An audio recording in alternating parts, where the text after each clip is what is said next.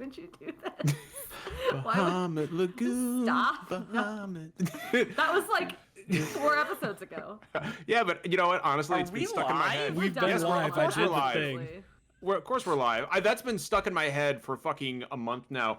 Good evening, everybody. Welcome to episode 178. 178. Yep. 178 of Super Deluxe Gamescast for Thursday, February 20th. I love saying Super Deluxe Gamescast now. It just rolls right off the tongue.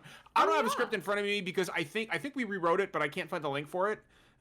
So hi, welcome. We're here to talk about video games, and there's a lot of good video gamey shit to talk about. How is everybody doing tonight? I have had an extremely stressful. I've talked about this with you guys. It's been just like a wild week. I'm going to both PAX East and GDC this year, and PAX East moved itself up to like 2 weeks before GDC. And because of the way GDC schedules earlier than PAX normally does, both of those events are currently scheduling on top of one another right now, and my email inbox is just a flood literally every second, and I keep forgetting what appointments are when, even though I've got a spreadsheet right in front of me, and it's just been a crazy 2 weeks. But I got off work like 15 minutes later than I should have today, and I ran a bath, and I took like a 15-minute bath before this episode with like lavender Epsom salt and shit. And I washed my hair and I moisturized my face. And I'm in like super soft clothes right now, and I have some whiskey right here. It's a little bit watered down. I do cut it with water, but we're good. I'm actually going on a work trip tomorrow that I don't know if I can talk about, but depending on what happens, I might have an interesting article for everybody Monday. So it's safe to say, Reb, that you were the coziest member of the podcast tonight. I'm always the coziest member of the podcast. Today was an Animal Crossing Direct, bitches. You're goddamn right. We are gonna talk about that. How's Justin, everybody else? Sorry, I just no, of course, Justin. How are you doing, bud? Tell us, how are things? It's been a week. I'm glad I'm here. I saw Sonic earlier today. Ooh, what'd you think? It was fine. Okay. I didn't care for most of it. Like, I thought most of it was not bad, just not particularly good either. I saw your tweet about it. Jim Carrey as Robotnik is fucking amazing. I have heard. I could have watched him like as Robotnik for hours. Like, he's clearly having so much fun. Like, I've heard it's like old school Jim Carrey. Like, he channels like the old school Jim Carrey. Yeah, era, like no, he's clearly having just so much fun in that role. Like, he's just chewing the scenery at every like in every scene. Like, oh, he's a blast to watch, and I think it really elevates the movie. That's awesome, dude. Are you ready to talk about video games tonight, Justin? Sure. Are you ready to talk about yeah? What are video games? You want to talk about video games? Video games. Does Justin play video games? Justin, are you a gamer? I don't know. I don't know how I got here. Justin's not a gamer. Kick him out, Derek. Get him.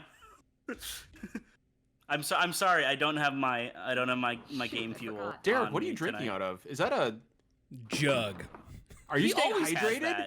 Yes, I'm incredibly hydrated. Reb, look at this. Derek is staying hydrated. The jug. Is that not the thing you usually drink out of? Yeah. Yeah, it's the jug. I just know that Reb and Kyle Gatto love it when people stay hydrated. I love it when it's important to be hydrated. Super fucking important. Pikachu is hydrated. You know what? Especially at conventions, you have to stay fucking hydrated. Mm-hmm. Period. As somebody who has actually, PAX East is coming up, everybody, and my rule. I mean, I know that people are just here to like enjoy the show usually, but especially if you're like an influencer, a media person, a content creator, whatever, and you're doing like appointments. A rule that I've set for myself is that if somebody offers me water or anything to drink at like a booth or an event, I always say yes, and I always drink it all.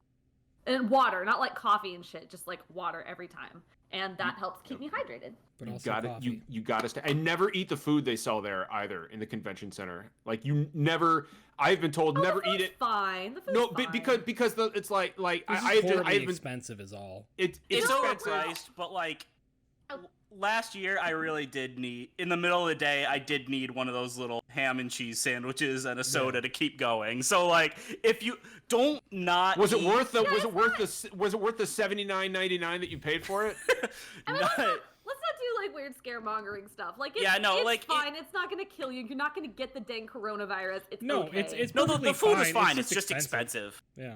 But like, don't not eat. Like, if you need to eat You something, have to eat eat. something. Yes, absolutely. More You people and if you're die. gonna eat anything, there's a wonderful restaurant there that serves these amazing burnt pork belly tips or ends that, Derek, we are fucking 100% we're going going back back to the there. barbecue place, and I know that Can it's I gonna be go hard. this time? Yes.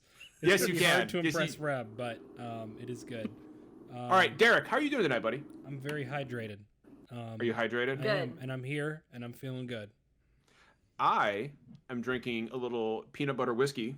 I don't even have the ability to conceptualize that. Peanut butter whiskey, huh? Yeah, Screwball. Screwball here makes a delicious bottle of peanut butter whiskey. It's 70 proof, and it's almost like a liqueur. It's got a sweetness to it. I like the art. I like the little sheep. Yeah, a little sheep here. I don't know what a sheep has to do with peanut butter, but that's fine. That's where peanut butter comes from, didn't you know? But no, that's right. No, you're absolutely right about that.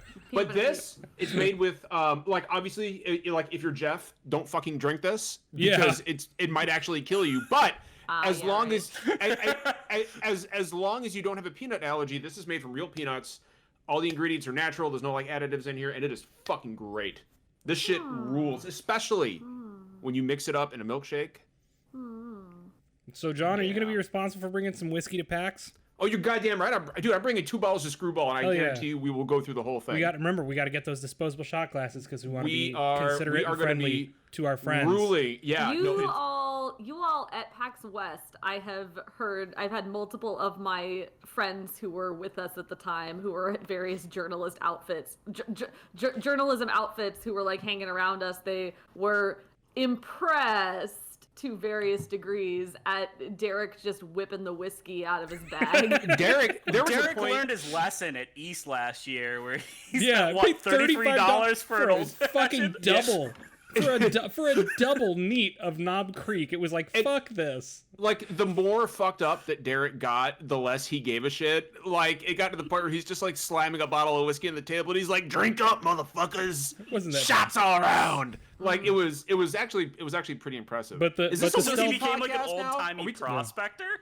An old-timey Well, let me just dip into my bag here and pull out my old-fashioned rot gut whiskey. Be careful now, there's silt in it.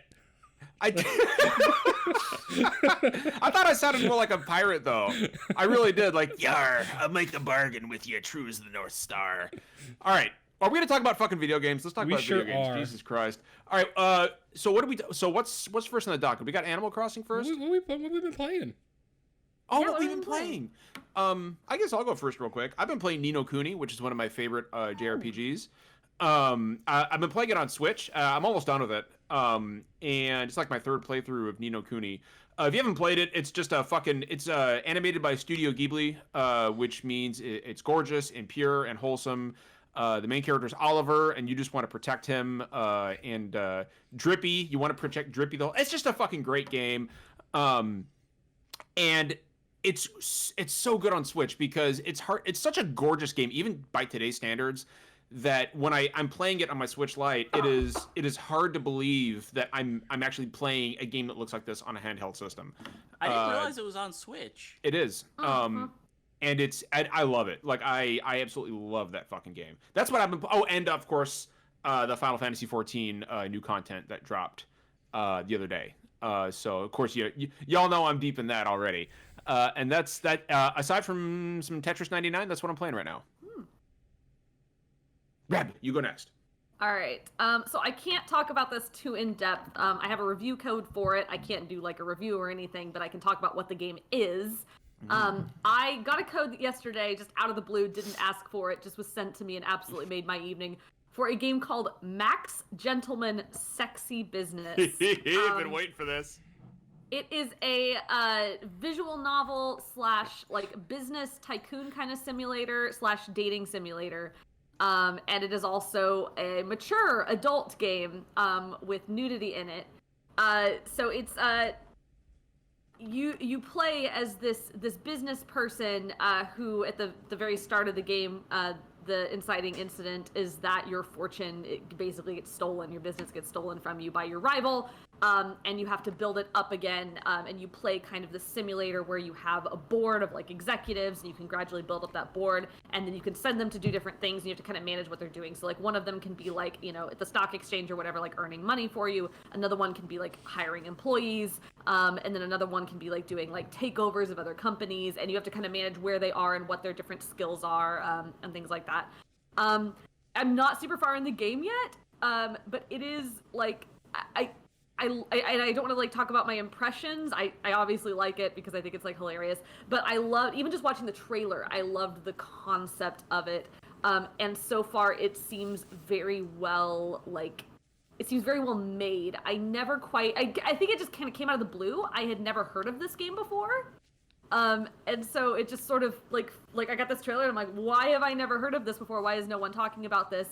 But it seems like fairly like high quality and well made, and it looks nice, and it also is doing it's a fairly small game. It doesn't have like a huge budget to do all kinds of customization options, but so far it seems like very body positive, very gender inclusive. Like, you pick your pronouns, you pick your body type, you pick the clothing, you pick like how you want to look and appear, and you can so far I'm pretty sure like you can romance like anybody regardless of their gender or sexuality. Well, yeah, like everybody's romanceable basically. And it's very good, and the writing is ridiculous, and I'm very excited to see where it goes. So I'm not very far, but it's very, very interesting to me. Reb, I have a question. Is there actually a character named Max Gentleman? I don't Why know. would there not be? Yeah, like that's my... I can't tell. I think there might have been, because there's another Max Gentleman game, and I'm not a good person to ask this. There is like a god of business. A god of who's like a floating orb riding a horse. I don't know. Reb, aren't your characters called Gent Sonas or something? Yeah, they're Gent Sonas. I fucking love that. That is so good. Also, like, there's a whole thing. There's like one of the stats you have is like mustache power, and it like affects like how easily you can recruit people, and like, but everybody can have mustache power, like whether you have a mustache or not. Like women who do not have mustaches can like have It's like a big vibe. mustache energy. It's not actually a physical trait, but it's like a vibe. Like you can have big mustache energy without having a mustache. That's fair. It's also like it lets you. It's the mustache on the inside that counts. Yeah. It also like lets you pick right off the bat. Like if you just want like a tame like visual novel with just like romance, you can just have that, and it will not have any nudity for you. Like you can turn that entirely off, and everything is just like everyone's got their clothes on. We're all good. But you can like there's like different levels. You can set it up so there's like semi-nudity or like total nudity. If you get like, there's like I think a free DLC that does total nudity, that you just like, it's a separate download, because like if you don't want that in the game, you don't want that in the game, but it is free to add on there. But then there's also a way where you can turn the setting that I have turned on is basically everything's like totally tame, everyone keeps their clothes on, but if there's like a scene or an option for like nudity, it will blur it out and then like kind of indicate to me that that's there, and then if I click on it I can see it. And so it just kind of gives me the option, as opposed to like I'm in here and somebody's here working on my stove and I'm trying to play a game and they walk by and they see me watching, cartoon porn. No, Reb, that happened. So like when I saw this trailer on your Twitter feed, I was sitting right next to Vicky, and so like I'm watching it. All of a sudden that maid comes in, and I was like, I had my phone, and I was literally like, Coward. Yeah. Like, I was not expecting that. I was like, whoa, like, hey. And I got to tell you, I've just all day, I've had this image stuck in my head of like Joker running around like one of the palaces and then saying like, I'll reveal your true form. And then just ripping his shirt off to reveal like this massive muscle chest and these pecs. I don't know. Anyway, I've not played His very jet far yet. soda. I haven't had a lot of time. But I watched the trailer and I read a little bit about the game, and then I played like a few minutes, and I am extremely intrigued by what this is. So the embargo's up. I actually need to look up when the embargo is, but whenever the embargo's up, I'll talk about it in more detail, and kind of let you all know what I think. But just like on the premise alone, I'm like, you know what? Great business. cute people to date. I can design my character to be holding a puppy. Ridiculous, over-the-top writing. You know, you're great. I'm here This for it. This really is right up your alley. Weirdly, yeah. It Somehow. really is, actually. Somehow. Is that all you've been playing, Reb? Yeah, pretty much. I mean, I've been there's been so much going on. I've been playing a little bit of The Sims 4. I made a bunch of my Kansas City friends. I was inspired by Jeff's playthrough of The Sims 4, I miss actually. Jeff's playthroughs. Come back from I too have 7 friends. No, I have I have 7 friends here in Kansas City. I put us all in a house together just because it was for goofs and laughs. Let's see. Have I played anything else? Not really. I mean, I'm still chipping away at Divinity Original Sin occasionally. World of Warcraft, I'm still raiding in. So yeah, I mean that's about it. Derek, what about you, sir? So I have played very little video games in the past several weeks, unfortunately, because I've been very busy. But today, I finally got an opportunity to have a relatively chill day for the first day in, like I said, weeks. So I played a little Monster Hunter, and I played a little Risk of Rain 2. Good stuff. Good stuff. You know, just some ongoing games I could pop in, sit down with for an hour or two, do some stuff. So you were risking the rain. It sounds like it got risky. I love. I don't know if you've played either Risk of Rain. I know of them. I've never actually played either one. They're of them. fantastic, very moody, arcadey roguelikes. Just a ton of fun. Much better co-op, but you know, if you play it alone, it's still fun. So you're fun too, Derek. You're a lot of fun. I have a fun tie. What is that, by the way? It's called a tie. You put them on. It's just a tie. No, I know fancy. it's a tie, Derek. Tell us about the pattern. I can't really tell what the pattern is. Shit, it's like fucking ugly. I don't know. Do you just have that? Is that your tie? Do you wear that to things? I have a bunch of ties behind me. So we started talking about Max Gentleman, and I just wanted to grab a tie. Oh, okay, that makes total sense. I love about that thing. Just sorry, one more thing. Go ahead. I love the concept of gentleman and mustache. They're using it in a very parody sense, and they're not trying to make it super masculine. So you could be a very effeminate woman, but you're still your gent Sona, and it's like the mustache thing. It's like a vibe. It's not a male specific thing. So I did forget about one thing, guys, that I've played, and it's Persona 5 Scramble. On the Switch. I set up a Japanese account and I downloaded the demo because I really wanted to check it out. Of course, I cannot read or speak Japanese. I can't understand it, so I don't know what's going on. But I do know that for a Musu game, it is. I mean, it's a Persona game. It's gorgeous. It looks great on Switch. I mean, it's Persona 5 just with a shitload of enemies on screen, and it's an action RPG. That's what it is, as far as I can tell. And I am super excited because we all know it's going to get, it'll get localized at some point. A year late, of course. Probably, but I am really excited for this. Maybe we'll get it before Shin Megami Tensei 5, Derek. Who knows? Yeah. And a quick announcement. Speaking of mustaches, Reb mentioned mustaches. This weekend, I am settling 2 bets. I'm finally. I'm of course paying you're my doing debts. it when I'm not around, yeah. No, don't worry, Reb. I'm going to record it for you. That's how it goes. So I have a paperback copy of the first Witcher book that I'm going to read for Sam. I'm going to put on a robe, have a pipe, and I'm going to light a candle. I'm going to read the first chapter, but I'm also going to do it wearing a Waluigi hat and a fake Waluigi mustache. Just the hat and the mustache? That's not what the bet was. That's all I can muster up. Because everything else just won't fit me because I'm so damn big. But it's not. Look, it's just me, Reb. I can't help it. But John, you can be a beefy Waluigi. We will allow you to be beefy Waluigi. If I can be a not-fat Mario. Walu Beefy? Wow. Walu Beefy. Wow. Nobody is to go on Twitter and call me Walu Beefy. Walu Beefy. And now that I've said it, fucking everybody's going to go on Twitter and You call don't me say Walu it just Beefy. because you want people to. I do not. I do not. That's why you said it. That's 100% why you said it. Look, I can't help it if I'm huge and massive and I can't put on some purple suspenders and whatever weird shirt he wears. Justin, Bell, what you been playing?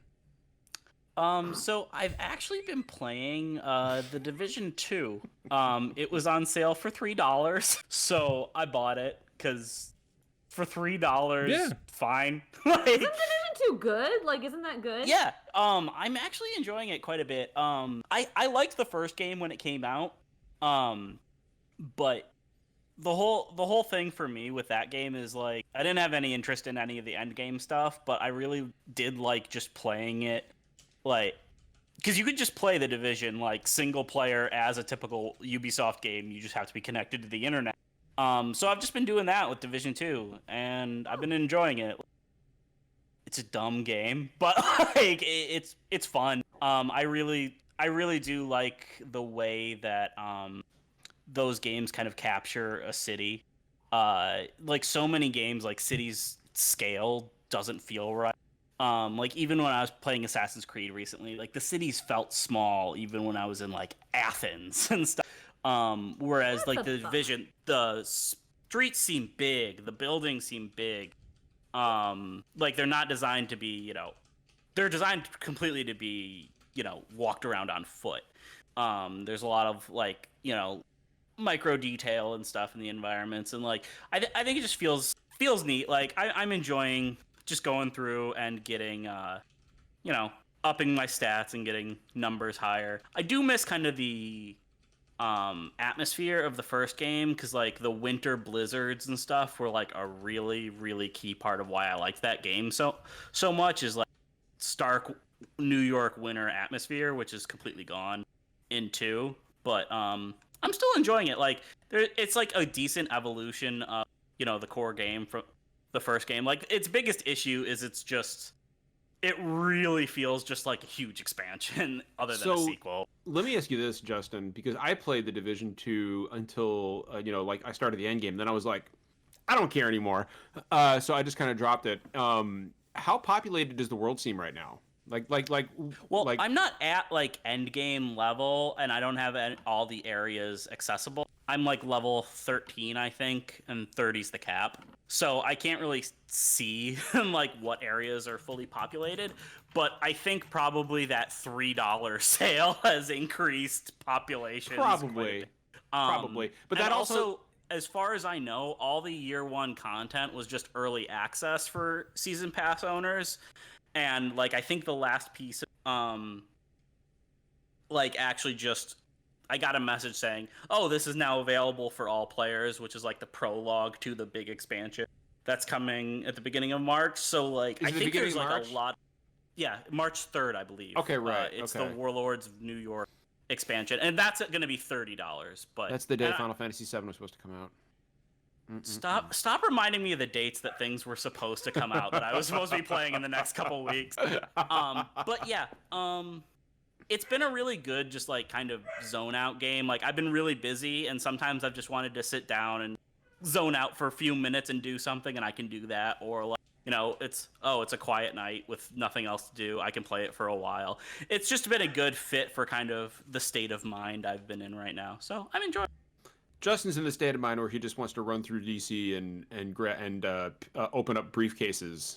Yep. And dude, sometimes you gotta do it. I got a That's little what you gotta do Your sometimes. job is, John? John, I got a little stuffed rhino, and I hung it off of my backpack. Isn't that what you do for a living? Pretty much, yeah. I run You through, just run through DC and just open up briefcase. I run through DC and I look in people's briefcase. Exactly. That's what I assume your job is. Exactly. Just like, hey, what's in here? What's in here? What's in here? I'm like the fuck is TSA this? only. I'm like the TSA, but I'm not at an airport. I'm just running through the streets and opening people's shit up. What's that? You got a backpack? Let me see inside that motherfucker. I do that you're good to go. too. I'm just not paid to do it. Get that shit out of here. All right, what else are we talking about tonight? We got Animal Crossing. We got to do Animal Crossing. We got to talk about Animal Crossing. Who And of here course, saw the I'm direct gonna put today? Zeke on screen Put for Zeke on Animal screen. Crossing talk. yeah, exactly. Like I wanted my dog didn't want to come down here. Unfortunately, I was gonna put her on screen. Can you guys see but him okay? We can actually. He's a good kitty. Dude, he looks like one of those black metal cats right now, though. Like he looks fierce. He looks like the lord of his domain. He's like, yeah, no, he looks like a Dark Souls boss right now. Actually, it's pretty impressive. Reb is going to lead us on our Animal Crossing talk. So Reb, why don't you go ahead and tell us about what we saw today for Animal Crossing New Horizons? Yes, there's a 25-minute Nintendo Direct today with Animal Crossing New Horizons, and I think It's kind of funny because when I started thinking about how I was going to explain this, I realized that there's not a lot in terms of giant major news that came out of this. Like, it was very mellow, and it was all like fairly expected, either stuff that's already been in previous Animal Crossing games or stuff that's, you know, been in them but is now like being taken to a slightly higher level by this game, but not like a huge jump. And I think that's kind of just what Animal Crossing is, right? Like, nobody wanted a giant overhaul of Animal Crossing. No one was clamoring for a massive open world action, you know, game with like all this detail. We just want more Animal Crossing and more of all the stuff that's already been in Animal Crossing, but maybe like slightly more streamlined and like slightly better in a couple areas. I do think like the online stuff is one area where people want more and bigger and better, and that's an area that Nintendo consistently fails to deliver in and still has. But for the most part, like, it was great, right? So New Horizons takes place, you know, in the past you've, you know, been in moved into a new neighborhood, or you've become mayor of a town. In this game, you're part of like Nook's getaway package or whatever, and you get sent, you get sent to a deserted island with 2 other villagers. You get a tent for free, and you just kind of hang out on your deserted island. And I think the biggest difference between New Horizons and some of the previous Animal Crossing games we've seen is how sparse everything is at the beginning. I mean, every other Animal Crossing game has started out very small, and then you slowly build up your town. But this feels really, really sparse, right? Like, there's no shops to begin with. There's just not a lot going on, but instead they've implemented some crafting systems where you can get wood from trees, and like I think stones and weeds and things, and you have a crafting bench and you can craft them into like very rough furniture and things, and sort of, you know, start to build up your little, you know, area, your little like outside your tent and your community and things like that. You can do the usual things. You can fish, you can, you know, catch bugs. You can do all these usual things. But a lot of the staples that we've come to expect of Animal Crossing, like having an actual house and having like, you know, a slightly built up town with like the Able sisters and the clothing and all that customization, and then like having the Nooklings, like their little store and things like that. All of that seems to come later, like after you've built up the island further. And I don't really have a good idea about how much time it would take to build that stuff up, but I just got the impression from the trailer that that's all stuff that happens like over time. It's a game that, I mean, Animal Crossing has always been a game that wants you to like come back day after day and work on it over a long period of time. But I definitely got the sense that it's going to take like longer to build up things like the museum and the cafe and the, you know, whatever other things they have. How do you, so Reb, as somebody who is basically our resident Animal Crossing player, like I got into Animal Crossing with New Leaf on 3DS, and I played about 100 hours of it. I loved it. But like with the slower start to the game, and I do see what you're talking about. Like how does that strike you? How do you feel about that? Do you feel like this is the natural evolution of that series, or because it almost seems more like you are building the neighborhood itself as opposed to you exist in this world, you've just arrived in the neighborhood, and here's your house. Like, do what you got to do. It seems, in a way, it almost seems kind of like Dragon Quest Builders-esque, and I don't mean from a building capacity, but from you got to start from zero. Yeah, there's definitely a lot more in terms of that. And I think the Dragon Quest Builders example is a good one because there's also like, it looks like later in the game you also get like terraforming. There's a lot more customization in this, which is something that a lot of people have wanted for a long time. I think with Happy Home Designer, they kind of got that, but it was separate from the other Animal Crossing games. Like, you can now do custom patterns for furniture. You can terraform, you can like make hills and make rivers, you know, smaller or bigger. And so you're kind of given this sort of blank canvas at the beginning of it, and you can sort of, you don't have a lot of tools initially. Like, it's very, I haven't played Dragon Quest Builders, but it does feel like Minecraft-esque in that regard, and that you kind of are given like not a lot to start with, but some like basic recipes and stuff. And then everything else that we come to expect from Animal Crossing comes later, but then sort of escalated to another degree because you can do like more customized kinds of things. Like, there were a lot of little touches. I think that was the thing that a lot of people seized upon it on Twitter afterwards. A lot of like small things. One of the things that I noticed that was really nice is it used to be, so in New Leaf, you were able to, after a while, you know, build new like features. Like, you could build a bridge, you could build like a lamppost, right. You could kind of customize the look of your town. It looks like there's not only a lot more than that, but even just little things like before, you couldn't customize where the villagers' houses were put. Now you can, and also you don't have to actually chop down trees or move shit to put them down. Like, you just put it down where you want it, and the stuff that was under there goes away for you. I really like that. That's such a tiny detail, but it's such a huge difference. Like, just getting rid of that hassle is such a big difference.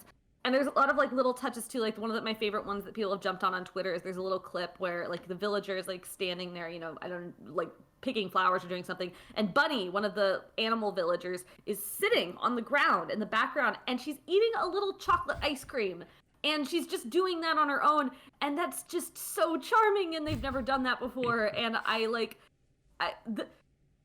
the thing about Animal Crossing that I personally love the most, like, a lot of people love the customization, a lot of people love, like, the collecting, like, finishing the museum. The thing that I love is kind of the little stories that you come up with in your head while you're playing the game. Because the game, the villagers have, like, set pools of dialogue they pull from, they have set interactions that they will do, but kind of the randomness of which ones they happen to pull in which situations and kind of the items that they give you and the things that happen, that randomness lends itself to you coming up with these little, like, meta narratives that the game is, like, you know, kind of letting the game is making them happen, but they're not doing it with any rhyme or reason. They're just sort of happening, and then you're kind of like building in your own explanations for it. Like I had this great narrative once. One of the characters that you saw in the trailer, Cherry, she's a dark red dog with black ears. She looks very goth, right? She's like she does cool. Actually, yeah. She's real cool. I had her in my village in New Leaf once, and I had her, and then I don't remember what, I had a cow villager, like some cow that the cow moved in. And the villagers would like interact with one another. And one time she and the cow got into like a fight, and they were arguing with each other, and they walked off, and they were all just really mad. And then the next day I talked to the cow villager, and she was moving out, and she left the village. And I was like, oh, that's kind of a bummer. She wasn't here very long. Oh, well, Cherry had been there forever. And then the day after that, I got a letter in the mail from Cherry, and Cherry sent me a cow skull. What? All of that was like super random, right? Like villagers can have fights, they can get into arguments. That's something they do all the time. It doesn't mean anything. It doesn't have any impact on the game. Villagers move in and out. It doesn't have anything to do with whether they've fought with a villager recently. Villagers send you items randomly all the time. It being a cow skull was totally chance. But the fact that those three events happened in like a several day period made this little story for me. And it was so cool. And that kind of stuff, like even just watching that trailer, like seeing Bunny eating the ice cream. There was like a dialogue, I think, in the trailer where some guy was like talking about his bidet and how it had been like shaped just for him or whatever. And it was just hilarious. And it's so cute. I have a very strangely shaped ass. I need a very particular I have a square bidet. bottom. Hold on. The bidet thing was not an edit? I didn't think it was. Maybe it was. Okay, because I thought somebody had edited that. Oh, it might be an eded. I don't know. But I mean, I didn't watch the thing is, even if it's not an edit, it fucking tracks. That's the sort of bullshit they say all the time. Like that. Could somebody in chat tell me if that was an edit or not? I don't actually know. I might have gotten fooled by an edit. But also, like, even if I did, that's totally an Animal Crossing. Like that, they have like weird pieces of dialogue. Like one guy one time was like, "Hey, I'm so grateful to you. You're my best friend in the world. I want you to have my most prized possession." And he gives me a coat hanger. And I'm like, what the fuck, man? Like, why are you giving me this? Has anyone ever asked themselves, like, in a world full of anthropomorphic animals, like, and like walking, talking cows, like, where does milk come from? Almond milk. I don't know if there's milk in that game. I don't know. Is there milk? It's almond milk. There's like fruit and fish. They're pescatarians. We don't overthink this. Yeah, no. Wait till there's a fish villager. But anyway, like, yeah, it's wholesome and it's sweet and it's like the customization options look really good and it just looks like more, better, shinier Animal Crossing, and that's literally all I want out of it. There's like, it looks like there's like new villager types. Like there's these kind of lizard guys that weren't there before, which they look super cute. Let's see what else. I have like a little list of things that I wanted to make sure. It's I don't know. There's like a new, they updated like the kind of the coupon system from New Leaf. So now you get like these Nook miles or whatever that you can use to spend on things. And you get those miles from like doing activities around the island, just like fishing and bug catching and stuff. So it's like an incentive to do stuff beyond just like before when you were fishing, if you were fishing, you were either fishing to get a specific fish for a villager or because you wanted to finish the museum, and that was like pretty much it. And now there's kind of an incentive to keep fishing beyond that, or to just like fish for whatever because you have like these rewards you can get from it. There's going to be DLC. They're going to have seasonal DLC. They're going to bring in like the usual seasonal characters. Like there's like the little reindeer that comes by around Christmas time. There's the rabbit that shows up around Easter, and they do like special events and stuff. Isabel's back, of course. Everybody fucking loves Isabel. She was drinking a Long Island iced tea at her desk, which I noticed that she's fucking drinking during the day. Like Isabel is having a liquid lunch, but you know what, Reb? This is what happens when you work for fucking Tom Nook. Okay? Yeah. When you work for Tom Nook, you fucking have to drink during the day to keep your sanity. That's what you have to do because Tom Nook is a fucking monster. I just put a family out on the funny. street. Tom Nook, people's biggest argument about Tom Nook is that you show up on the island and he immediately saddles you with debt for giving you a place to live. In this game, he does not. He gives you a tent. It's part of the package, and you have not paid off the package, but instead of paying it off in money, you pay it off in Nook miles, which you get from just doing activities. So you basically that just sounds like company script to me. I was just gonna say we have to spend all of our money at the Tom Nook company store. I mean, maybe, I don't know, but like, I don't know. It looks great, honestly. Like, I'm so happy about this dumb game. I know the cloud save thing is like throwing people off. Though that seems kind of fuzzy too, because there's like language on a Nintendo UK site right now that says that they're going to add the ability to transfer characters later at a later date or something. So I don't really know what's going on with that. Justin, go ahead. Wasn't it just like once or something? Yeah. So the thing that people seized upon after the Direct is there's a line in there. So there's with Nintendo Switch Online, you're supposed to get cloud saves, right? And Animal Crossing does not have normal access to cloud saves, even if you have Nintendo Switch Online. The thing that Nintendo said during the Direct, it was like in little tiny fine print, is that if you have Nintendo Switch Online, it won't be implemented at launch, it'll be implemented at a later date. But if you have Nintendo Switch Online, you can have one island per system. Mm-hmm. And if you want to transfer it to another Switch, you're fucked. You can't do it unless your Switch is damaged or lost. And if it's damaged or lost, you can you can transfer it to another system. Better take care of that new Switch. Yeah, if it gets damaged or lost the second time, you can't do it. So like everyone's pissed off about that. But then there's like some other language on a Nintendo. Hold on, I'll just fucking pull it up. Like it's on the Nintendo most UK fucking Nintendo like thing they could possibly buried. do. It's very weird. I don't understand it. It says a function specific to Animal Crossing New Horizons to move users and save data to another console is planned for later this year. And that, I don't know what that means. Like, it could mean a lot of different things. So, I don't know. I'm not really holding out hope because Nintendo doesn't know what the fuck to do with, like, online services and shit like that, but... Oh, they're still living in the fucking PS2 era. Yeah, Derek? I don't know. I will say I did think that I think Nintendo Switch Online's app is stupid for the most part, but I think them just straight up letting us use it for both voice chat and text chat, I'm like, that's like the bare minimum that they could have asked of them, and I'm glad they at least did that, so great. Yep, I agree. So you don't have to use the app?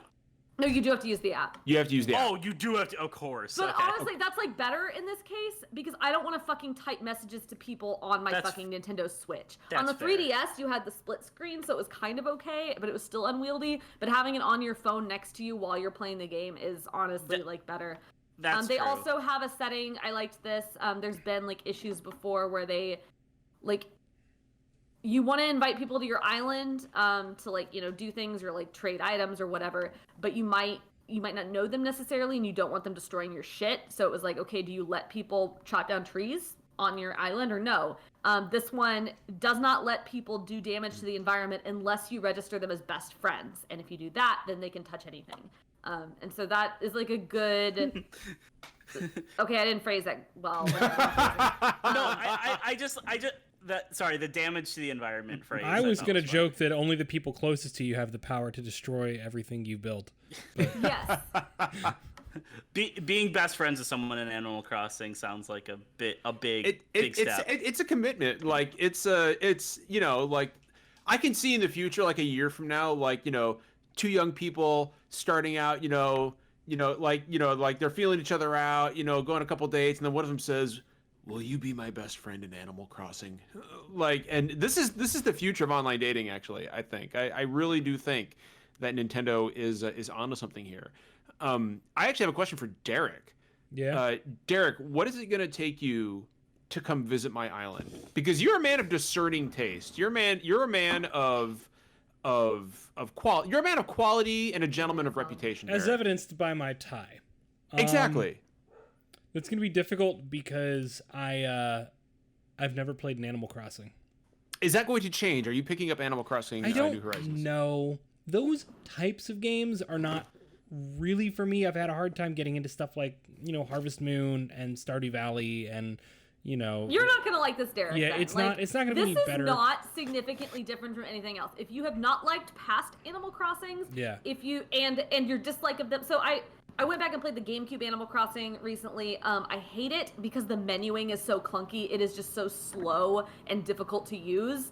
I would not play that. If that's your only reason for disliking Animal Crossing, then I'd say give this one a try because it looks like they've streamlined a lot of stuff. But if you just generally don't like the gameplay of Animal Crossing, of those types this of isn't games. going to change your mind. But it's like I respect fine. the hell out of it, and I love it, and it makes me so happy when we get Animal Crossing news because it makes so many people happy, and I just feed off of your joy. Like Twitter was great today. I honestly I don't really follow Animal Crossing. I don't think it would be my thing, but like I have so many friends that are really, really big Animal Crossing fans, and like seeing them so excited that you can customize coffee mugs now. Yeah, Fuck yeah, you can customize coffee mugs. It's just wholesome. I love it. And like I can't. There's like a quick menu to switch between tools. Yes. And like I can't even imagine another franchise that like such a little detail would like become a viral tweet and like everybody would get pumped about it. Like it's been really fun to watch people get excited for this game. You know what's funny, Justin, is that somebody at work, somebody in my office was like, man, who cares? Like, I'm waiting for Doom. Like, it's just Animal Crossing. I'm like, you do understand Animal Crossing is going to sell like 15 million copies, right? Like, I mean, this is one of Nintendo's most popular franchises. It's funny that everyone... on that note though, like I've kind of enjoyed all the Doom Animal Crossing crossover stuff. Like that's been very fun, but like also like just like those two fan bases, like it's the first time where there's been two big games coming out around the same time. I haven't seen people like trying to pit them against each other. Like, oh, this game is gonna bury this game. Like, literally, how fucking could you? Yeah. Well, yeah. But like this is like one time when it's just like everybody recognizes that these are both probably going to be great games that are catering to extraordinarily different audiences. Absolutely. That everybody's just happy about. Like, so like I know we all get a new game on the same day, and we it's all my get to birthday. enjoy it. It is my birthday, so I'm gonna day. I'm gonna be spending my birthday with Doom, but I know a lot of people are gonna be spending it with Animal Crossing, and I'm excited for them. I also want to give one other little shout out that I had forgotten about. This wasn't in the trailer, this wasn't in the direct, but it was part of a Eurogamers article on it. They had a quote in there that said, facial features are no longer locked to gender in Animal Crossing. Oh, that's lovely. Really great. So in the past, Animal Crossing's been... I want to point out that Nintendo has just been really bad about like doing things regarding gender and customization and like skin color as well in the past. They are bad about it. They continue to be bad about it. They still have a long way to go. That said, Animal Crossing in the past has been somewhat better, at least on the gender front, because like in New Leaf, it did like this really cagey thing at the beginning where like you had to just answer a weird quiz to figure out like what you looked like at the beginning of the game, and it was kind of randomized. But then you could wear clothes of either gender, like that were like you could wear whatever, you could wear skirts, dresses, whatever. And then you could change your hairstyle. You had to go through a bunch of shit to do it, but you could change your hairstyle to anything you wanted, like girl hairstyles or boy hairstyles, like typical ones. You could do that later in the game. And there was still some things that were locked, like there was a set of facial features locked to boy characters and a set of facial features locked to girl characters. Now, I don't know exactly how it works out, but you can apparently just choose whatever you want now. Like, it doesn't matter. And you could still, I assume you can still wear, like, whatever clothes you want. There's not, like, non-binary options. I don't really expect it. I also don't really think that, I don't know that anyone really calls you by any pronouns. They just call you by your name or the weird nicknames they give you. So it's not as important in that regard. And they added like actual skin tones instead of just making you tan outside if you didn't want to be a white person. They added those in Happy Home Designer, and they are keeping them in this version. Wait, and they also... Hold on, was that really their solution to not be a white character? Is you had to go outside and tan?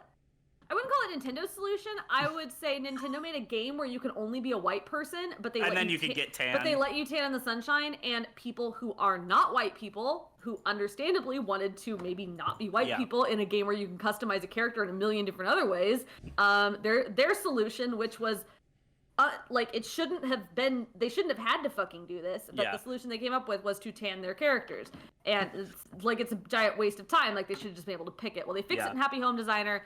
There are now several darker skin tones, and you could just pick them and have them. And it also, I saw some people, I saw people on Twitter like celebrating that the hairstyles appear to have varied up a little bit. So there are more like traditionally like black hairstyles in the game this time. Again, I haven't played the game. I don't know like what all is available in terms of customization options or how it's carried out. But it's at least better. Like they're improving by increments, and Yeah. I both want to point out that Nintendo is still just really bad across the board about this, and they have a long way to go.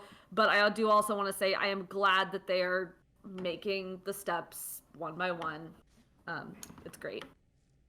Reb, if I could ask you to do me a favor and just scroll a little bit up in the chat and click on the link that you see for the image.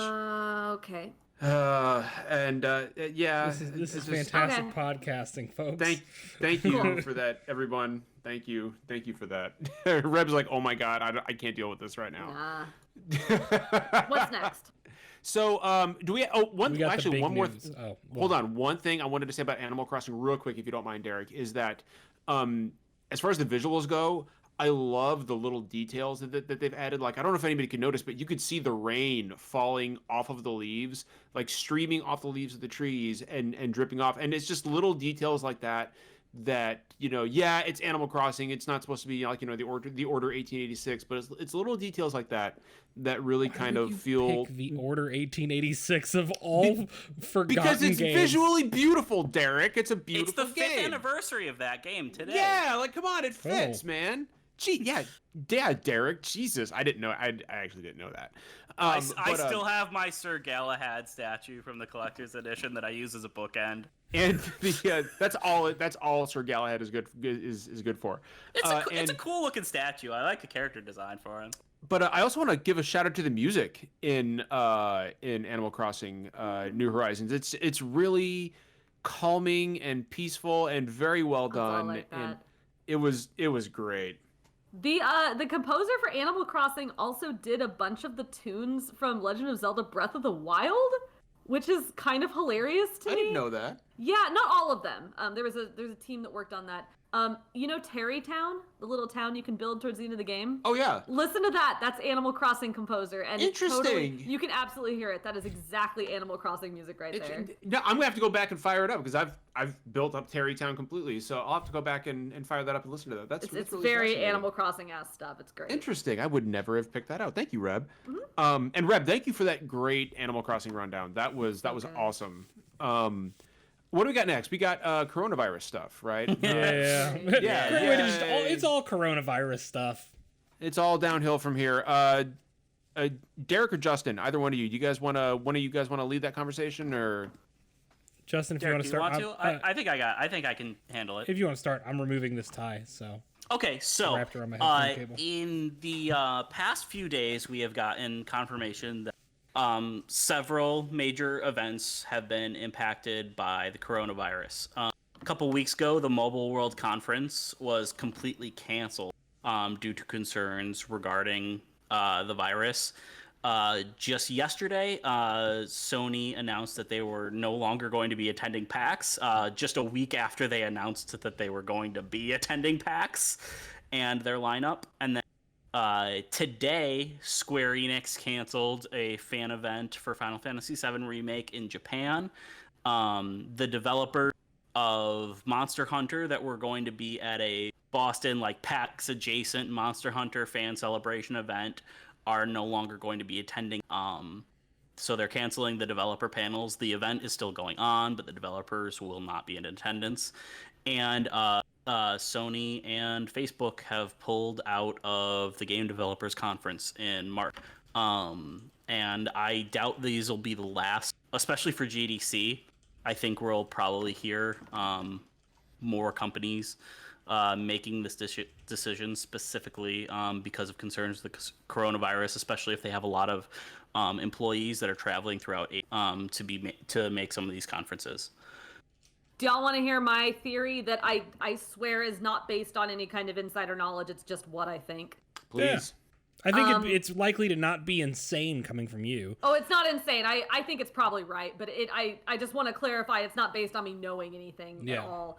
I think Nintendo's probably going to drop out of East. So Nintendo's been at East Nintendo goes to East and West. They usually have a pretty big booth. The lines are usually pretty long.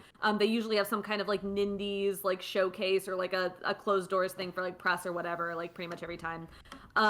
So I didn't look that far back, but in 2019, so Nintendo does historically announce its stuff for East and West kind of late, like usually not until about 2 weeks, maybe a week and a half before the show.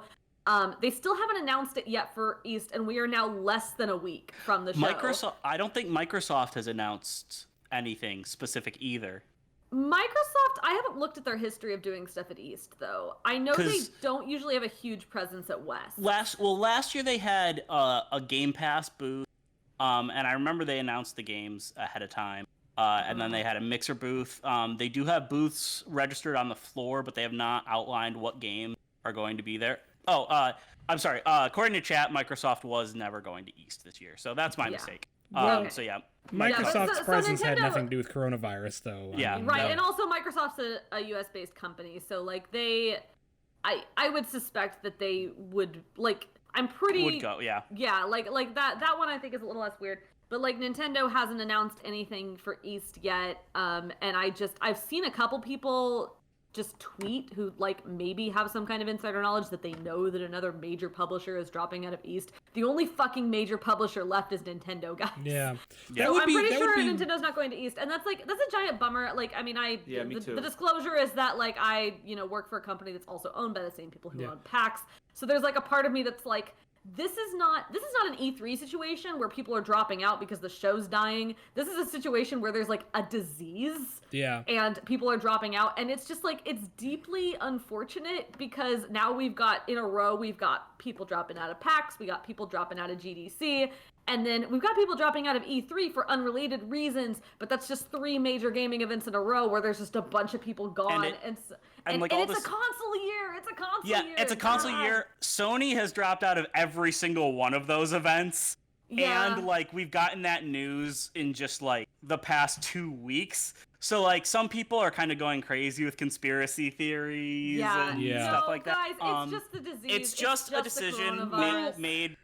Like, I understand that it's a bit of an overreaction in some people's eyes, but I also, I'm not gonna get upset, especially in this industry, for a company making a decision for the well-being of its employees. Yeah. Well, Derek, go ahead, please. Go ahead. Yeah, I was gonna say, so it makes more sense with Sony when you consider that they did have apparently devs and executives who are gonna be flying from Japan, and you're at greater risk flying through multiple airports from anywhere in Asia than you are traveling within the United States.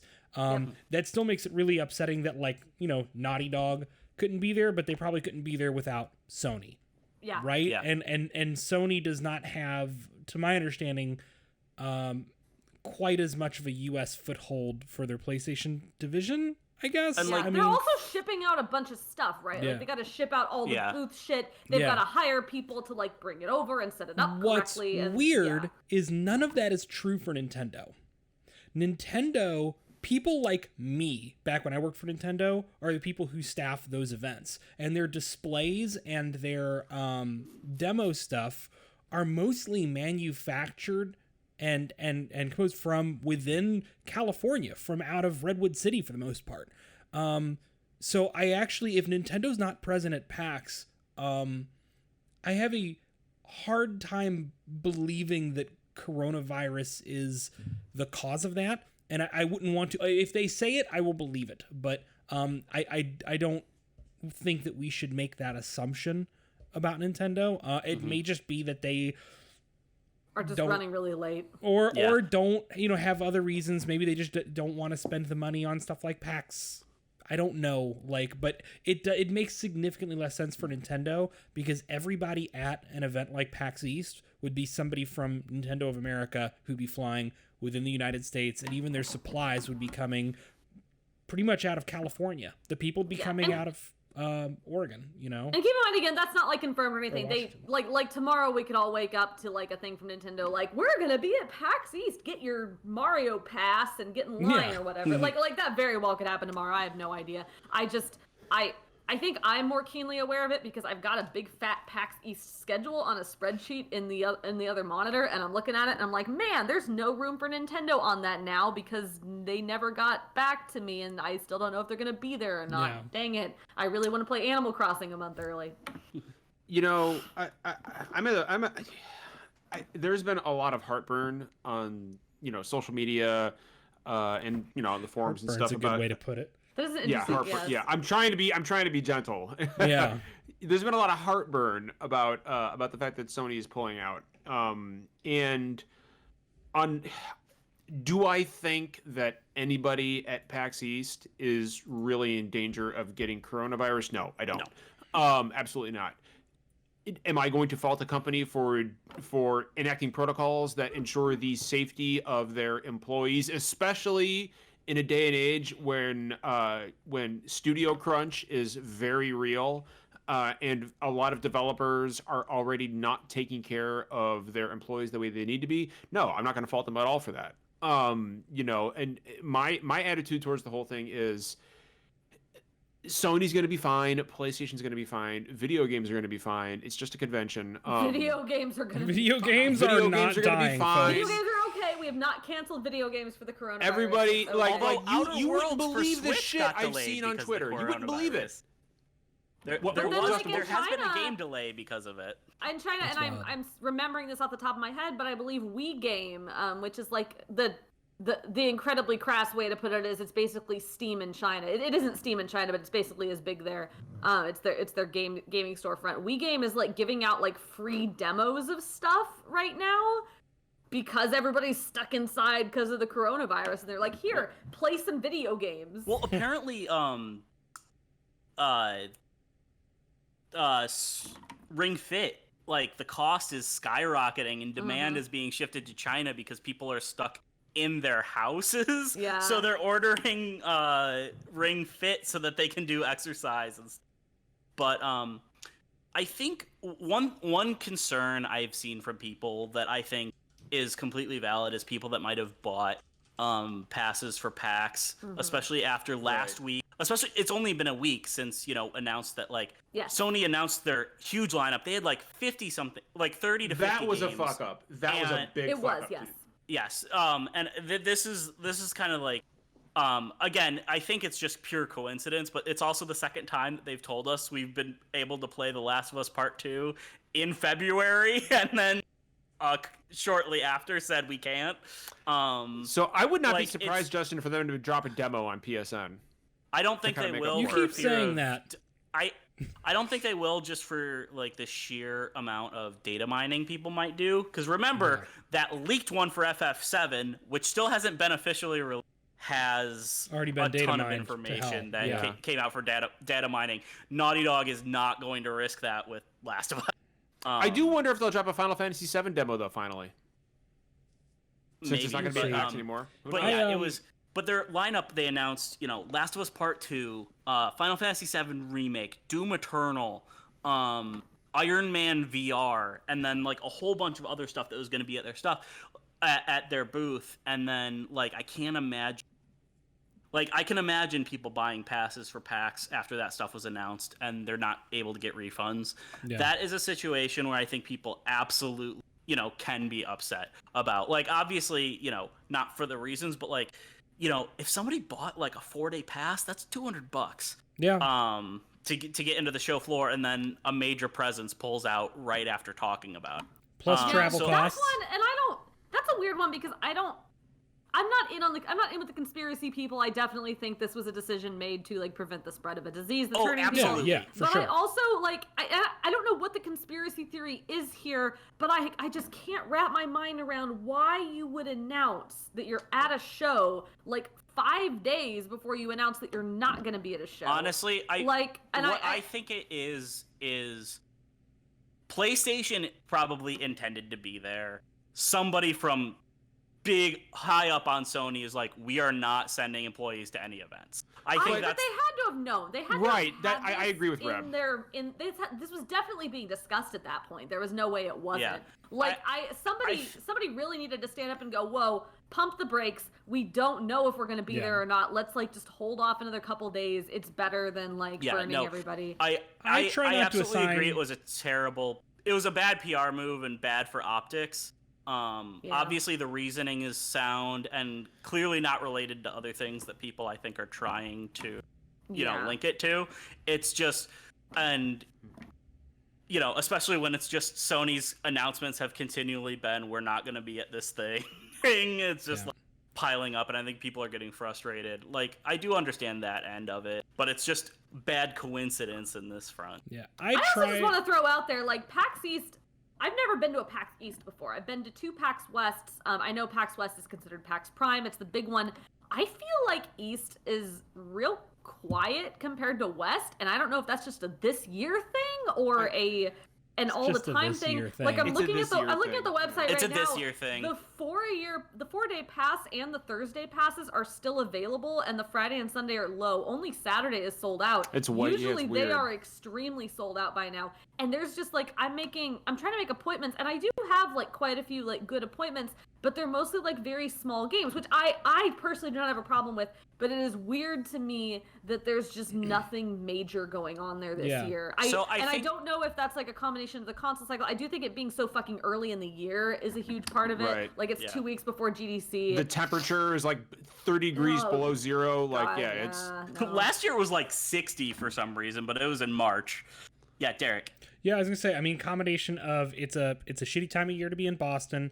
Microsoft never announced that they were going to be there. Sony hadn't until just recently and has now canceled. Nintendo has yet to announce that they're going to be there. So that's your big 3 that have remained up in the air. And like, I think that actually the big AAA developers are the most boring reason to go to something like PAX. Because for me, it's all about the indies. It's all about the smaller games and smaller companies.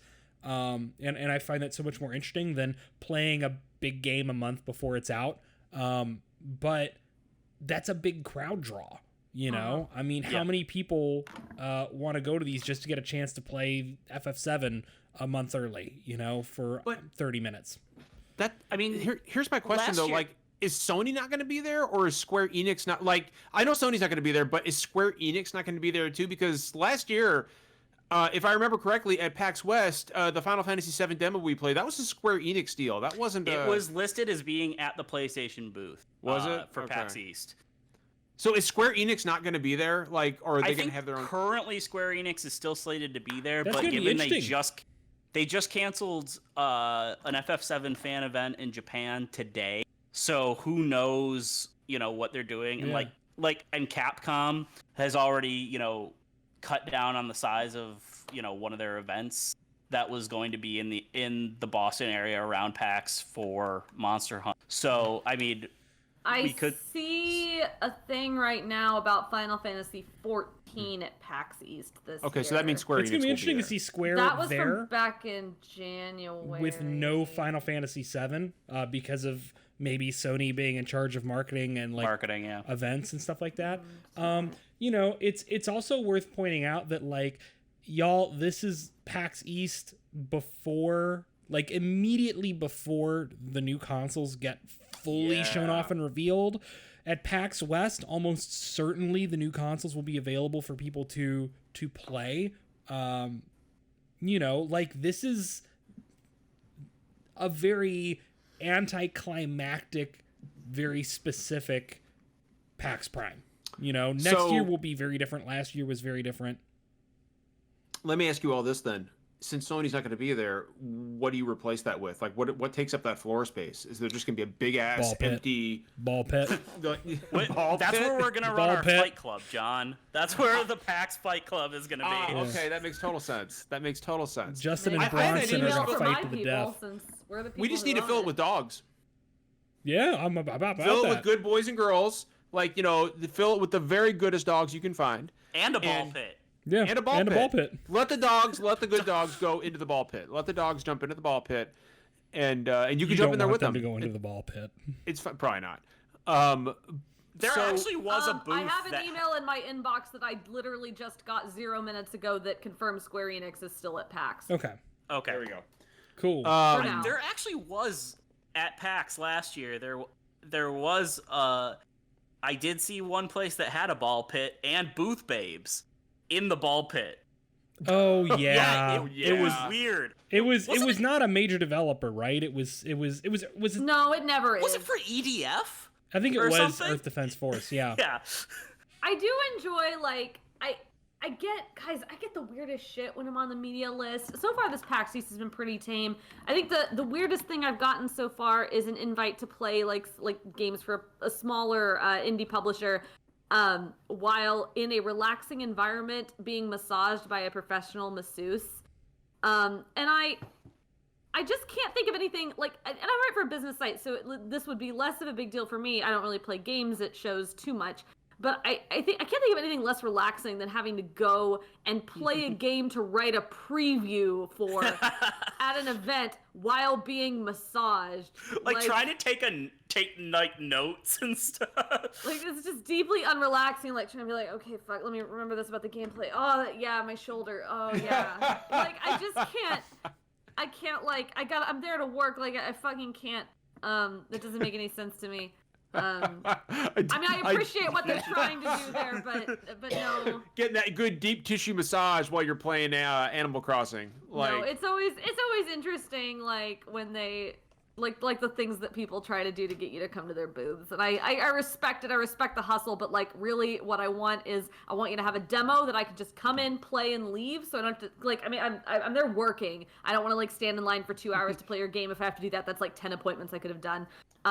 And then when I leave, I want you to hand me a flash drive that has screenshots and, depending on what site I'm writing for, some video assets as well, so I can fucking use them. And maybe like a press release giving me like a fact sheet about your game. Like, that's what I want from you. If that's the swag you give me on a flash drive with like the info about your game, bless you. Thank you. There is a question I think we need to address when it comes to the coronavirus and the game. Well, COVID-19, which is, I mean, coronavirus is a type of virus. COVID-19 is the name given to the specific type of coronavirus. The novel coronavirus. The novel. It's a very novel coronavirus. This strain right here that's going around that people are all xenophobic about. Right. It's COVID, yeah. People are real racist about this. They are super xenophobic and racist about it, which is fucking bullshit. There is a chance that this could cause a delay in console production for, not just the Switch, but the PS5, the Xbox Series One X, or Series X, whatever.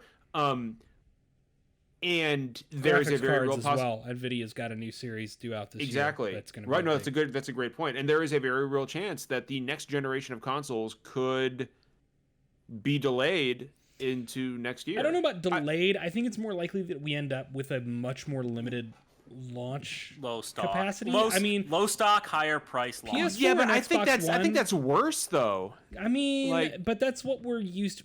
People don't remember PS4 and Xbox One were very much the exception to the rule with big console launches. I remember PS4 and Xbox One, like, remember when the Wii hit, which we should never, ever, ever try to replicate that shit again, but like a big store would get 4 of them, right? For launch day. And then, you were seeing 40 to 50 PlayStation 4s and 40 to 50 Xbox Ones. But the Wii U tanked. Store. Well, the Wii. The Wii, sorry. Yeah. Nobody cares about the Wii U. But that's what I'm saying. And then they restocked very quickly. Like, we got kind of spoiled by this last launch. We should be prepared for supply shortages, even not counting coronavirus potentially impacting manufacturing. Justin, go ahead. So, on that note, I remember I was working at Best Buy in 2016 when the NES Classic came out. Oh, God. And nobody at the stores, not Nintendo, nobody anticipated the demand that thing was going to have. I remember going into work that morning, and there was this huge crowd outside the store. We were just like, what the hell is this even for? And they're like, oh, it's for the NES Classic. We got 12 of them. We had 60 plus people waiting out, and then we were scheduled to get one more shipment of like 4 of them in like the 3 weeks leading up to the holidays. Like, we might see situations like that.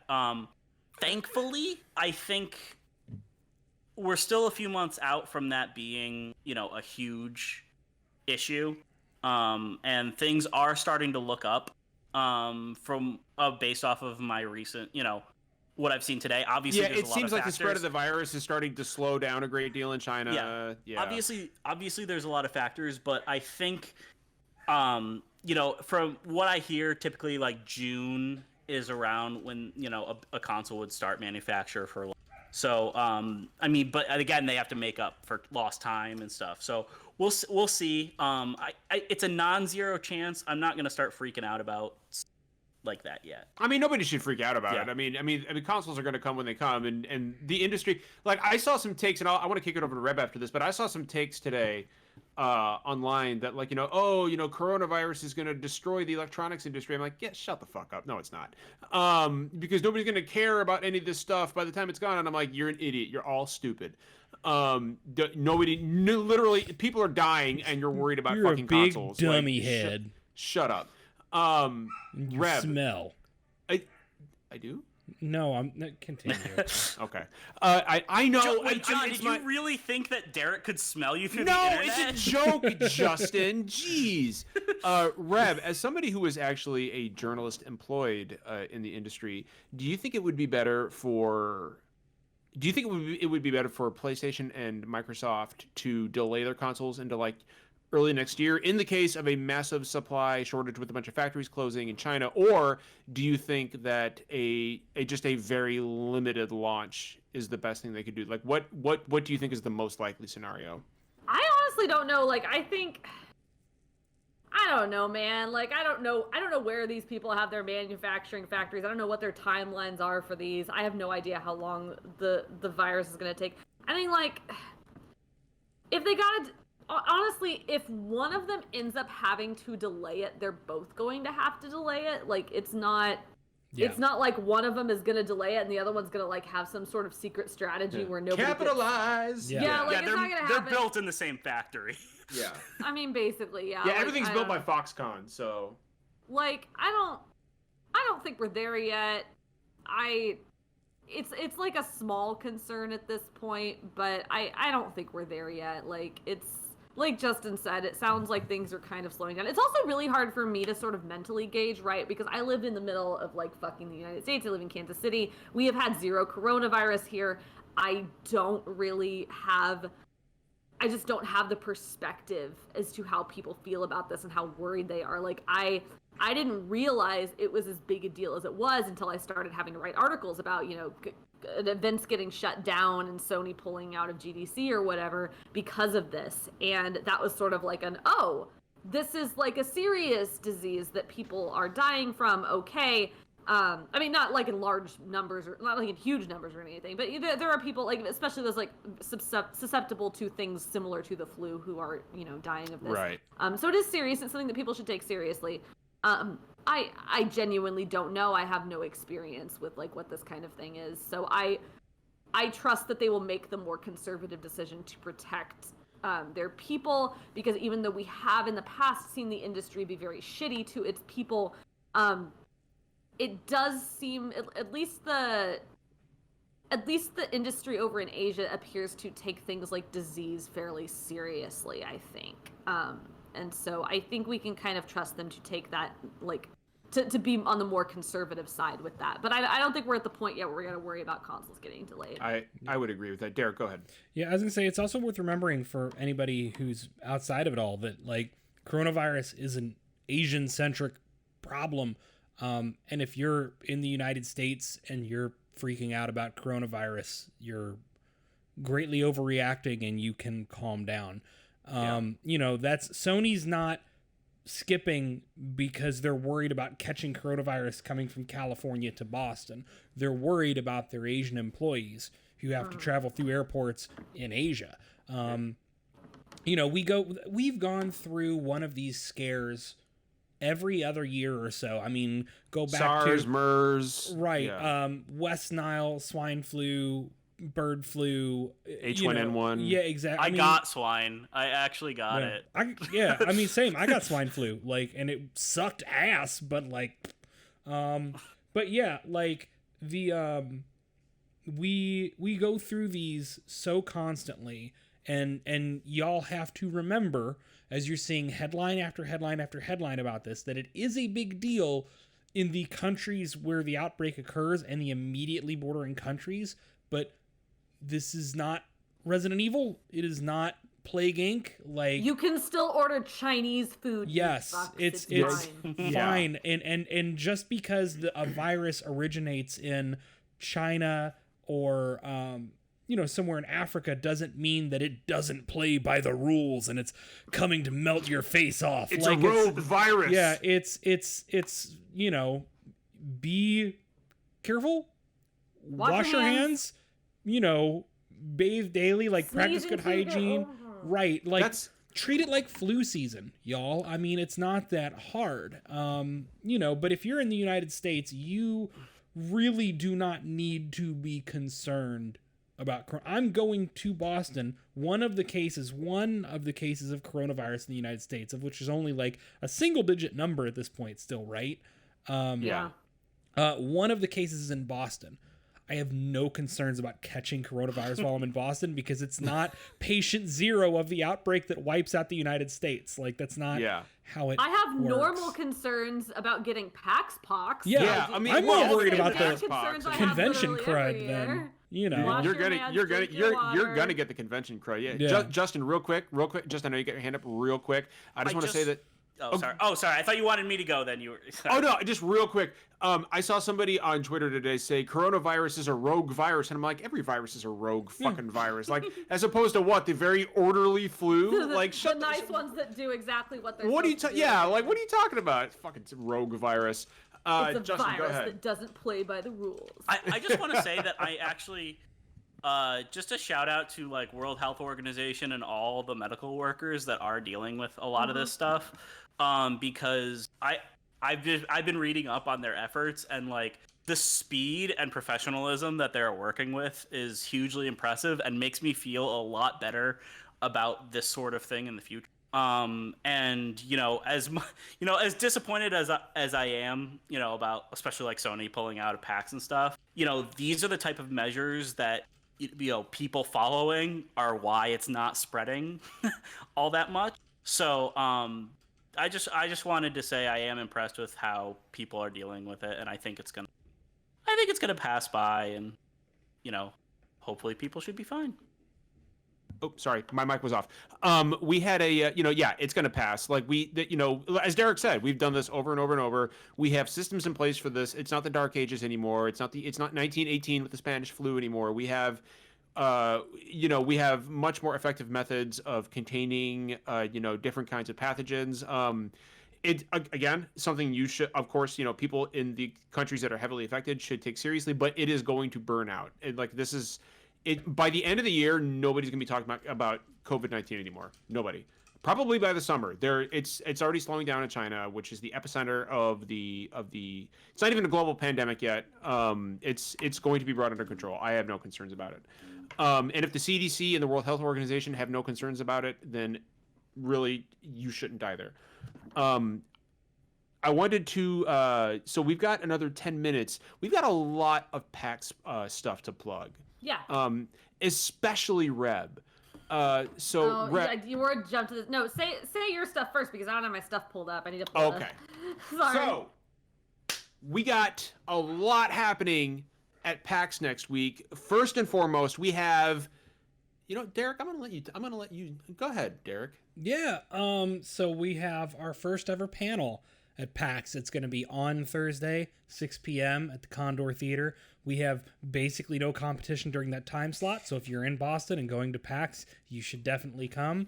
We are going to, several of us, it'll be John and Finn, actually from SDGC, and then a bunch of friends of the show will be arguing over the best Final Fantasy spinoffs. And we've done a lot of backroom math to find out which 8 games we're going to make the cut for this. but we'll still show everything that was like nominated, and it's gonna be a good time. I'm gonna do everything I can to make sure that panel gets recorded in a very high quality format, so that I can put that up on YouTube. Like I said, I got this camera, the one I'm using right now. Yeah. I have a good audio recorder that I should be able to get the AV guy for the panel to run into, so I can get a clean recording of y'all's voices. I would love to have our first ever panel up on YouTube in really good quality. That's my goal. I mean, I can't stress enough what a big deal this is for this podcast. We've been doing this for, in September, August, September will be 5 years. And this is our very first PAX panel.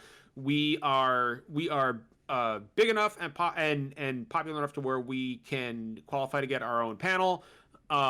We are super excited about finally getting to meet some of you all in person. I know that we have several viewers and listeners who will be at PAX. We are doing our first ever Super Deluxe Gamescast community meetup right after the panel. Yeah. We're gonna go somewhere. Derek, what's the plan? We're gonna go somewhere. I don't know. We don't have a plan. It's officially unofficial. Like, the point who knows? is, most of us will even be at the same PAX, but never actually like bump into each other. And our thing is like, hey, here's the deal. After our panel, we don't have any plans.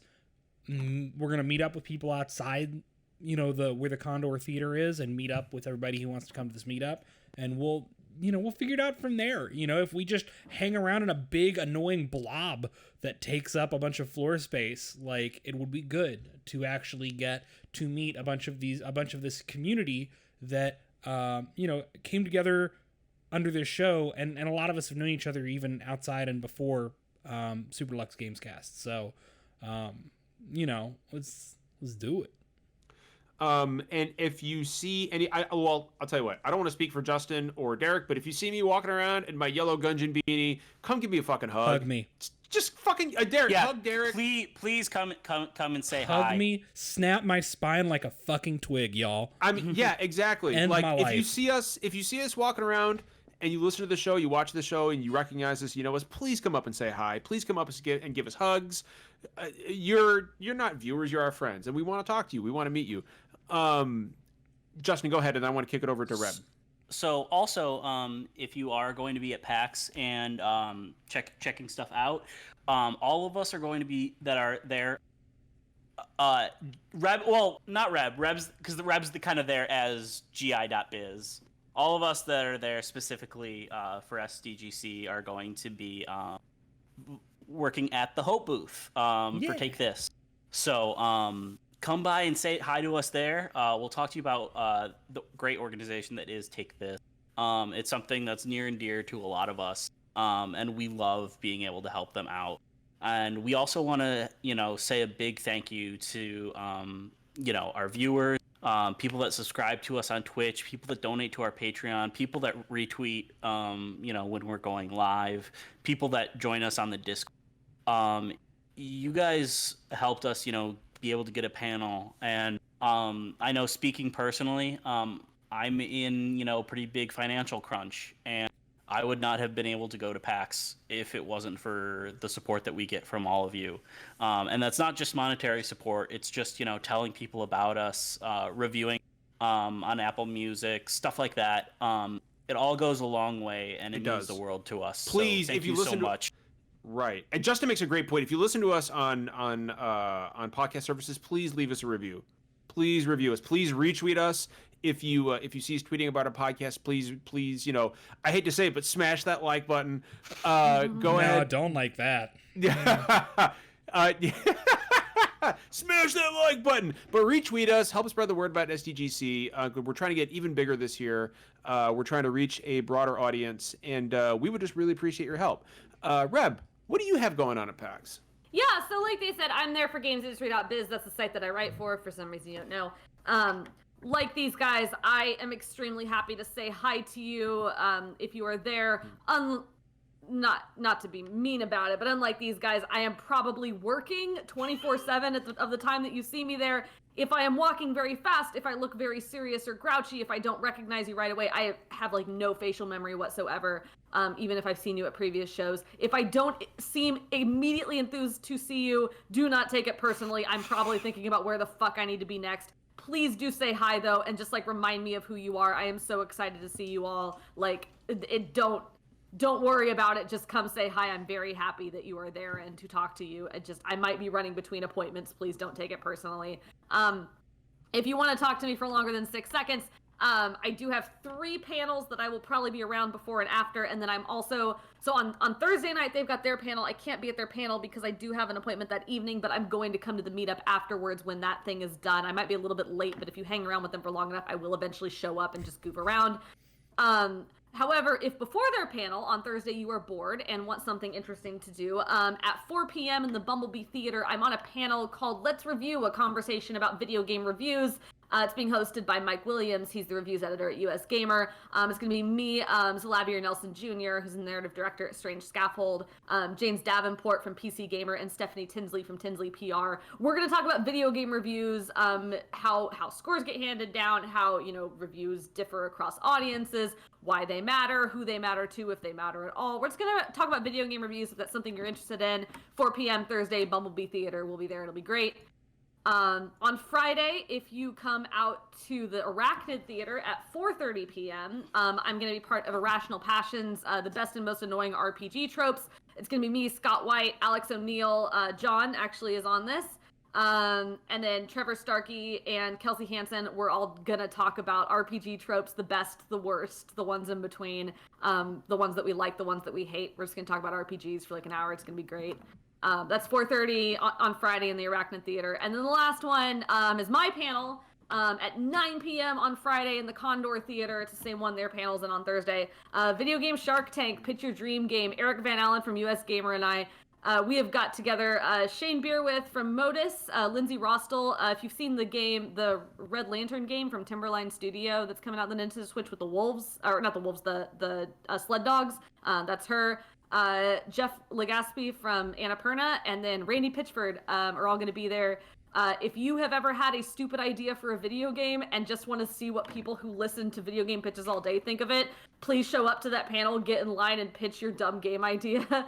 It's just for fun. No one's getting a game funded or anything, but if you just kind of want to hear what they think of your dumb game idea, please show up and tell it to them. It should be a lot of very good laughs and a lot of very good fun. So that's 9 o'clock on Friday night in the Condor Theater. Those are my 3 panels. Other than that, I will just be running around between appointments, and I'll be at the SDGC meetup. And yeah, I hope I get to see some of you guys. Please, please, please don't be afraid of just like coming up and saying hi to me, even if I look like I'm about to just run people over. I just saw something. I know. Anyway. Jokes. Yeah, there's jokes. There's jokes happening in the chat right now. Oh, Eric's here. Yeah, no, Eric. No, yeah, Eric's actually Eric, in the chat. Eric, our panel. Yeah, Eric is actually in the chat. Eric's a good dude.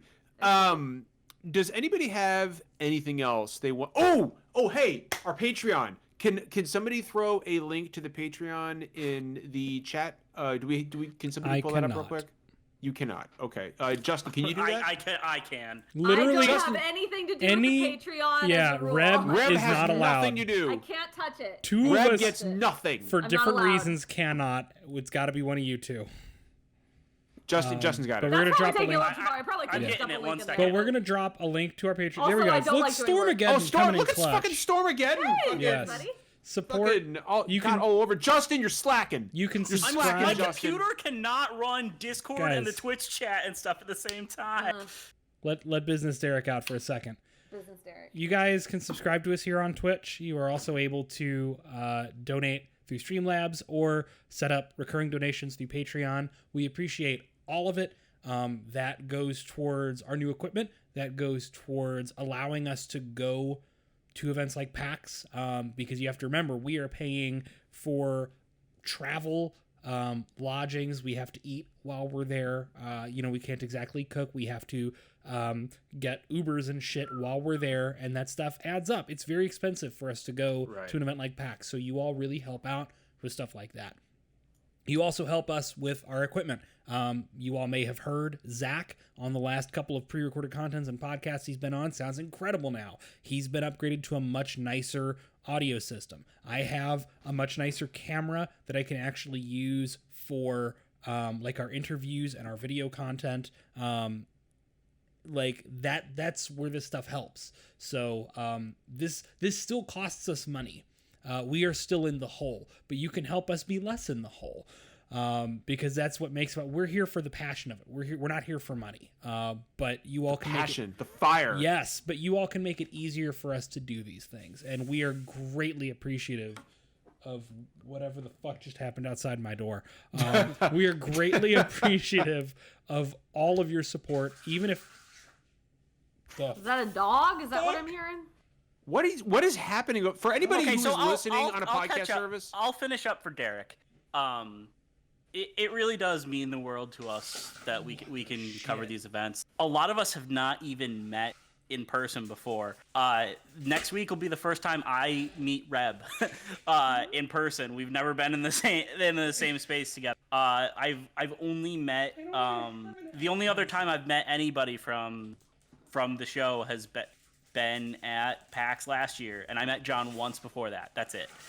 So like on top of, us being able to go and do coverage for you guys, it's also like a rare time where we get together and collaborate on stuff and talk about games and do community stuff like the meetup and the panel and stuff. So it's an amazing opportunity for us, and it means the it means okay? it literally.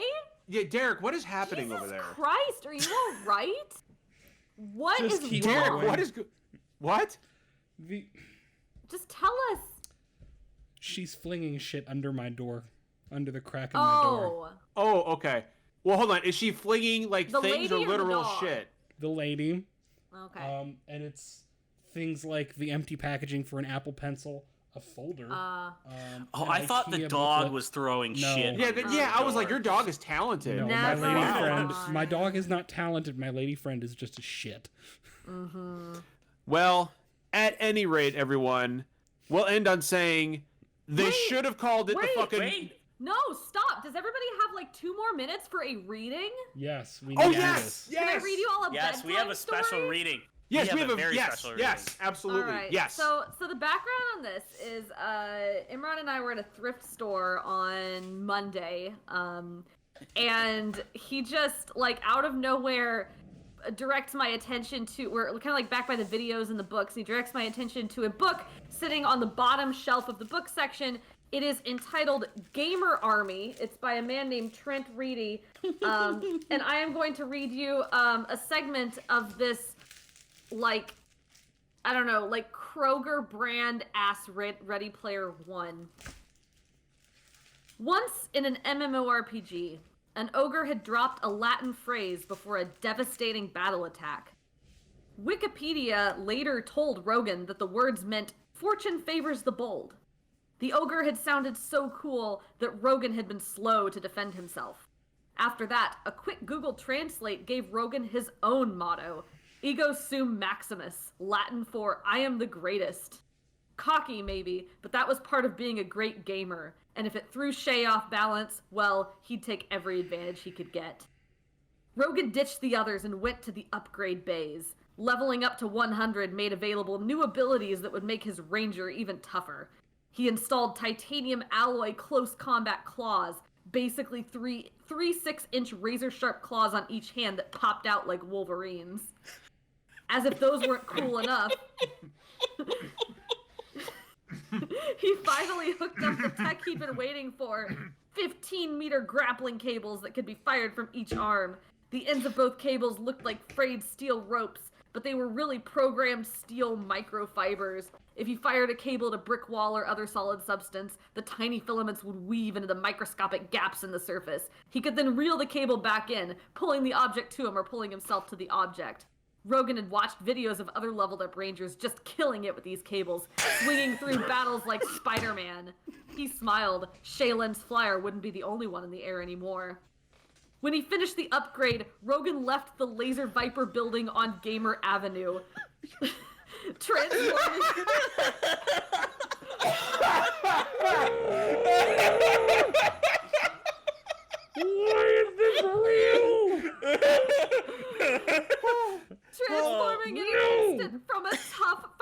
machine to I his might pee. regular, barely customized avatar. His fairly generic kid body, for whom he bought a black leather jacket and a Gamer for Life t-shirt, picked up the pace. He had to get home soon. Gamer Army by Trent Reedy, if anyone wants to pick up the order, sure. It was $1 at the thrift store. Rev, please, I need more. One more page, I Rev. can't. One more page. John, I have to find John, another- we no, have to no, stop you. I would we're- literally die. We're going to bed. We're Oh going my to bed. god. I will say it's not all. I can't. I know it's hard to believe. It's not all that bad. The problem is it's shit like that. It's like 1 or 2 pages of things like that interspersed with just some very some extremely boring narrative. Like I was flipping through it trying to find like good pages, and there's a lot of parts that are just like boring. They're like You nothing. can't keep giving me cookies. But like there's parts of it that are just incredible. If you're all very nice to me, I'll read a little bit more later in the future. But yeah, that's a book called Gamer Army. It's incredible. I wish. You know what? Can we? I love Super Deluxe Gamescast. Can we change it again to Gamer Avenue? Can we change it to Gamer Avenue, please? No, but our official slogan is going to be Ego Sum Maximus. Ego Sum Maximus. Well, the best part is he actually says it like throughout the book, like he just says Ego Sum Maximus like multiple times, and I'm like, Jesus fucking Christ, my man. He's also 12. The main character is 12, which like, okay, this is That the kind of checks dumb out. shit that someone does when they're 12, but also The writer game is treats 12, correct? The book Wow. treats him like an older teenager at so many points that it's just messed up. There's a whole section about how he ends up like in a gamer like apartment or whatever because he's basically part of a Hunger Games style competition except no one dies. And they're like feeding him healthy food and he's like, this healthy food is so disgusting and keeps spitting it out and he just wants to eat like Hot Pockets and Cheetos. I am not fucking shitting you. I wish I could have seen Imran actually read this. Like, there's also God. No, I won't read it. There's an energy drink in the book. Oh, fucking, of course there is. Of course there is. What's it called? Oh, what's the energy drink called? It's really incredible. Hold on. Please, I'm gonna find it really quick. I'm sorry. No. I should have thought of it. He says it. He has It's it in fine. Oh, there it is. Wait. KD Cola. Power Slam energy drink. Yeah, that sounds like something I'd have to try. Yeah, no, It's you funny absolutely because would. they have Hot Pockets. Like they have the name Hot Pocket in there, but then they have Power Slam energy drink, which is Power Slam. Woo! Fucking love me some Knock Power back Slam. a Power That's Slam. the thing in your brains. That's probably it. I'm gonna slam a Power Slam at PAX. It's Power just Slam will Scholastic. give you gamer energy so you can be the best at Fortnite. If you're all interested, there's a YouTube trailer that Scholastic did for this book. Oh, You you're can check it out fucking online. right. I'm watching that YouTube Yeah, you can trailer. go watch it. It's I not that literally remarkable, called but it the you can watch Scholastic Book Fair version of Ready Player One. It really is. Like that's exactly what It it is. straight up is. Anyway. So nobody at our panel is allowed to come up to the mic and say "Ergo Sum Maximus." Don't do it. No. I will have you removed. I would I drop from the physically- ceiling. I will physically tackle you. Well, on that note, everybody, Ergo Sum Maximus, everyone make your way down to Gamer Avenue, and remember that it's not always poetry, and we don't always agree, but we always keep it real. So, hey, remember, no podcast next week, because we'll be at PAX. See you then. Bye!